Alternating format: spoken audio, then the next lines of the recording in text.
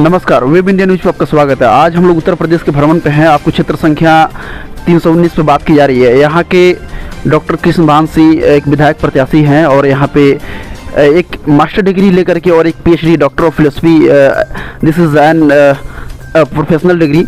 Sir, मैं आपसे सबसे पहले आपको बधाई देना चाहता हूँ कि आप इतनी बड़ी डिग्री लेकर के भी एक राजनीतिक क्षेत्र में उतरे हुए हैं। बहुत बहुत धन्यवाद आपको।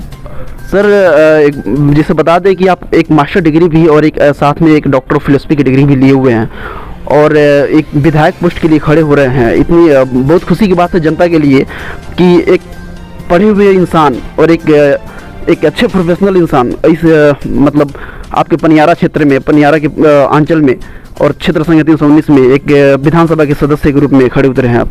सर, सबसे पहले बताइए कि यहाँ पे आने के बाद क्या क्या विकास के लिए एक स्वरूप सूची तैयार करेंगे। सबसे पहले तो मैं विधानसभा पहुंचूंगा तो महाराजगंज जनपद में हॉस्पिटल की समस्या है। यहाँ मेडिकल कॉलेज नहीं है। यहाँ से 60-70 किलोमीटर दूर लोगों को जाना पड़ता है दूसरे डिस्ट्रिक्ट गोरखपुर में इलाज के लिए। तो मेरी पहली सोच है कि महाराजगंज जनपद में एक हॉस्पिटल का मेडिकल कॉलेज की स्थापना कराया जाएगा।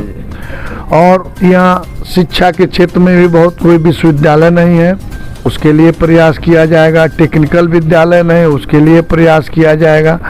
और यहाँ रोड की भी बहुत समस्या, मेन रोड तो बनी है लेकिन ग्रामीण अंचल के गांव में जाएंगे तो रोड गड्ढे में तब्दील है, उसके लिए काम किया जाएगा।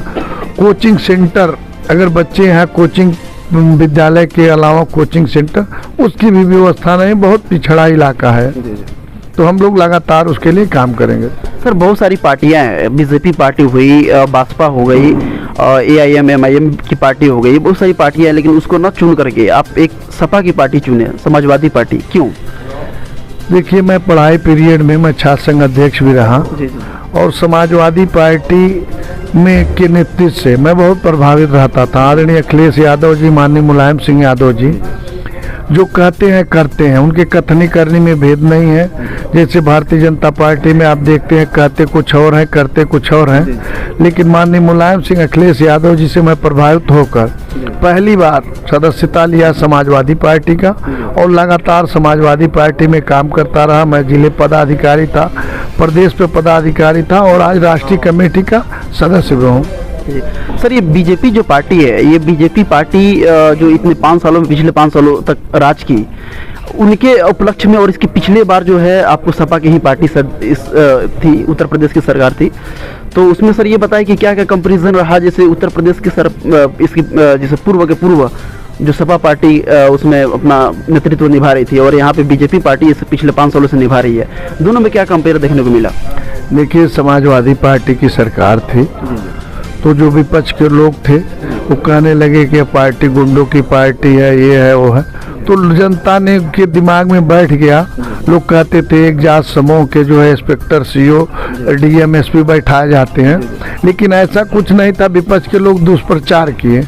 आदरणीय अखिलेश यादव जी ने जो 20 साल में कोई नहीं किया था, इतना काम आगरा पूर्वांचल एक्सप्रेस से लेके IT सेंटर से लेके और तमाम मेदांता हॉस्पिटल से लेके तमाम हॉस्पिटल, मेट्रो से लेके सारा काम किया, लेकिन लोगों के दिमाग में बैठ गया गुंडों पार्टी है और एक जात समूह के लोग यहाँ थानों पर चौकी चलाते हैं। तो जनता के दिमाग में था और जनता, हम लोग जब 17 में चुनाव में गए तो दिमाग में बैठा तो हम लोग सत्ता में जाने से वंचित हो गए। लेकिन जो लोग एका के सत्ता में गए, आज देख लिए फॉरवर्ड क्लास के पूरे प्रदेश में DM में SP हैं। हम लोग 10 थाने पर रहते थे, आज यहाँ हमको लगता है 90% फॉरवर्ड क्लास के ही लोगों को योगी आदित्यनाथ ने भर्ती किया और वही लोग काम कर रहे हैं। लेकिन ये लोगों ने मीडिया के माध्यम से चाहे जैसे सुव्यवस्थित करके हम लोगों के साथ लगातार दुष्प्रचार किया, जिससे हम लोग सत्ता से बाहर हो गए थे। लेकिन वही जनता आज समझ गई है कि जो 15 लाख की बात करते थे 5 किलो राशन पर अटक गए, जो हवाई चप्पल वालों को हवाई जहाज का सफ़र दिखाने वाले आज उनका हवाई चप्पल भी छिन गया, जो बाइक से चलते थे आज साइकिल पर नहीं चल रहे हैं। इतनी महंगाई और भ्रष्टाचार बढ़ गया तो लोगों ने मूल्यांकन किया कि आदरणीय अखिलेश यादव जी की सरकार थी तो कन्या विद्याधन मिल रहा था, लैपटॉप मिल रहा था, बेरोजगारी भत्ता मिल रहा था, सड़क मिल रही थी, लाइट की व्यवस्था थी। तो अब जनता ने मूल्यांकन कर लिया, अब मन बना लिए हैं, कोई भी पक्ष नहीं रह गया। हर आदमी, हमको तो लगता है कि 70 से 80% लोग समाजवादी पार्टी की तरफ मूव कर गए हैं। और समाजवादी पार्टी की सरकार आने वाली 10 मार्च को देखिएगा 350 से ज़्यादा सीटों से हम लोग जीतने जा रहे हैं। बहुत बहुत धन्यवाद सर। एक मेरा लास्ट क्वेश्चन है, जैसे कि बीजेपी सरकार कहती है कि बेटी पढ़ाओ बेटी बचाओ का नारा लगाती है, और अभी फिलहाल को लेकर के बहुत सारे एजेंडे खड़े हुए हैं, जैसे कि हिसाब को लेकर के, इस पर आप क्या करना चाहेंगे? समाजवादी पार्टी जो कहती है वो करती है। भारतीय जनता पार्टी के लोग बेटी बचाओ बेटी पढ़ाओ का नारा दिया, वो लोग भी दिए, लेकिन देखिए इतना हत्या, बलात्कार, लूट कभी नहीं। आप गोरखपुर का उदाहरण ले लीजिए, जहाँ के मुख्यमंत्री हैं योगी आदित्यनाथ जी।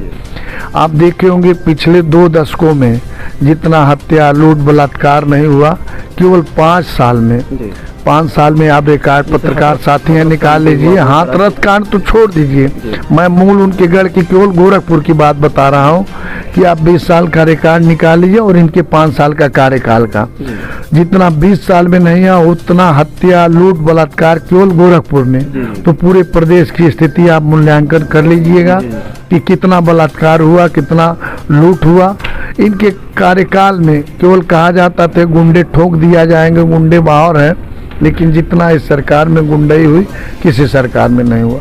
बहुत बहुत धन्यवाद सर टाइम देने के लिए। मैं अब पब्लिक से पूछताछ करूंगा और यहाँ के जैसे कि ये लोग क्या सोच रखते हैं डॉक्टर कृष्ण भान सिंह को लेकर के। सर सबसे पहले आपको नमस्कार। हम धनंजय पटेल हैं जी जी। और वसैया हमारा घर है, 319 विधानसभा क्षेत्र से हम के रहने वाले हैं जी। इसमें डॉक्टर कृष्ण भान सिंह से इतवार के साथ जी। हम लोग प्रचार प्रसार कर रहे हैं। जी जी। और जनता आज पहली बार जी। जनता के बीच में और घर घर जाकर हम लोग प्रचार कर रहे हैं, और जनता इनको किसान सिंह को अपने पास बुला करके प्यार और स्नेह और समर्थन, भरपूर समर्थन देने का काम कर रहा है। सर इनका नाम उर्फ किसान सिंह भी है, तो क्या किसानियों का दर्द समझ पाएंगे ये? एकदम समझेंगे, 101% समझेंगे। और ये किसानों के नेता हैं, गरीबों के नेता हैं, छात्रों के नेता हैं और व्यापारी भाइयों का नेता है। किसी प्रकार का कहीं से वो नहीं है कि यह जीतने के बाद किसानों के लिए काम नहीं करेंगे, व्यापार भाइयों के लिए काम नहीं करेंगे, छात्रों के लिए काम नहीं करेंगे। सरकार बनेगी, सारे वर्ग का, सारे लोगों का ठीक से काम करेंगे। ओके ओके, बहुत बहुत धन्यवाद सर। आप कृष्ण भान सिंह जो है सर, ये उर्फ किसान सिंह, इनके बारे में आप क्या सोच रखते हैं? ये गरीबों किसानों के नुमाइंदे, बहुत किसान परिवार से आते हैं। जी जी। और किसान नाम ही नहीं है, इनके पिताजी, बाबाजी, दादाजी किसान ही थे। इनके राजनीतिक बैकग्राउंड नहीं है, ये अपने दम पे ही यहाँ तक पहुँचे हैं। जो भी किए हैं, छात्र राजनीति किए। छात्र आपको लगता है कि ये मतलब ये एक विधानसभा के सदस्य होने के बाद ये अपनी कुर्सी को संभाल पाएंगे, ये इस क्षेत्र के मतलब विकास कर पाएंगे? का दोस्त हूँ मैं, बहुत अच्छी तरह से जानता हूँ उनके बारे में जी। बस एक बार स्थापित हो गए तो हर दुख दर्द जो भी है, जहाँ लोग चाहेंगे वहाँ उनको पाएंगे। और स्थापित नहीं, ये समझ लीजिए कि हम तो चाहेंगे कि विधानसभा नहीं, लोग MP बने, पार्लियामेंट में भी हाँ। और हमको लगता है उनके पास क्षमता है। बिल्कुल, आप समर्थन करते हैं जी। ओके, बहुत बहुत धन्यवाद। यहाँ पे हम लोग जन विचार भी किए और विधायक जी से भी मिले, जो प्रत्याशी हैं आपके सपा से, जो भी मतलब हम लोग जांच पड़ताल किए, पूछताछ किए, वार्तालाप किए, जनसंपर्क किए। उनमें ये लगा कि सपा जो पार्टी है अपने कामों के लेकर के निष्पक्ष सभी के साथ ऐसे ही मतलब प्रेम व्यवहार से काम निकालती है। और इनका नाम जो है डॉक्टर कृष्ण भान सिंह है और उर्फ किसान सिंह। तो कहीं ना कहीं कहा जाता है कि हाँ, किसानों से ये बहुत रिलेटेड रहते हैं। इनके पिछला जो बैकग्राउंड है वो काफ़ी नेता लोग से जुड़ा नहीं है और ये अपने दम पे ही एक खड़े उतरे विधानसभा के सदस्य को लेकर के। तब तक बने रहिए आपको वेब इंडिया न्यूज़ के साथ। नमस्कार।